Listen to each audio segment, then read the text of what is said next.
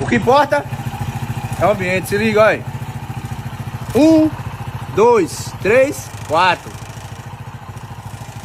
O cliente chegou aqui, me deu esse dinheiro para resolver essa zoada que tá no motor, viu, meu irmão?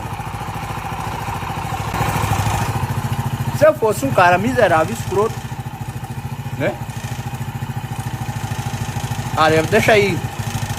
Ó, sério mesmo, pô, não é onda não, pô. Isso aqui é coisa da realidade que acontece. E outra, você faz uma porra dessa aqui aí. O Senhor poderoso tá lá em cima, só aqui aí, de olho. Vá. Vá que aí você tá no caminho certo. E o demo tá do outro lado, é isso aí mesmo. Bota pra arrombar com o cara espetar no fogo do inferno, se ligue. Eu vou resolver essa zoada aqui desse motor aí, com R$2, velho. É sério, pô. Filma. Só vou comprar 2 parafusos.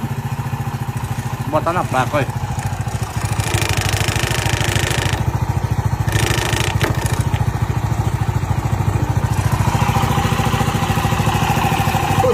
Agora para.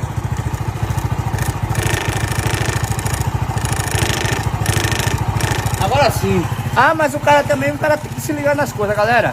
Tem gente que só sabe botar a primeira e a segunda e regular o punho. Se a moto pedir reserva, ele vai pro posto empurrando. Chegou lá, o cara, não, dava pra rodar. Eu não sei de nada, entendeu? Não querendo julgar, mas tem gente que é assim, infelizmente, né? Não é todo mundo que tem o mesmo pensamento. Tem gente que vai logo, não é aqui. Que nem tem muitos, né? Clientes aí que conserta a moto em casa pelos vídeos da gente. Mas é aquela coisa aí. Isso aqui é Deus ajuda todo dia. A gente é assim aí, né? Eu poderia chegar aqui e passar a mão dos 400 dele. Aí ele tá resolvendo tudo. Lava o motor, deixa o brilhando, tá zero. Pode ir. O cara não entende. É, gastei 400, tô de boa. Uma moto tá zero. Mentira. Placa batendo aí.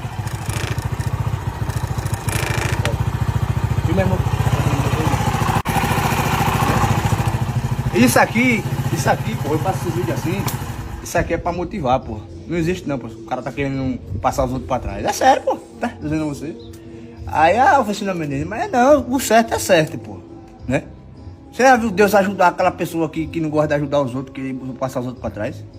Ah, que fulano não tem e é desse jeito. Não, independente, meu filho. O castigo dele é depois. Não é depois que morre, não, é em vida, né? Então trabalha certo, pô. R$2. 2 parafusos, que foi. Um picolé.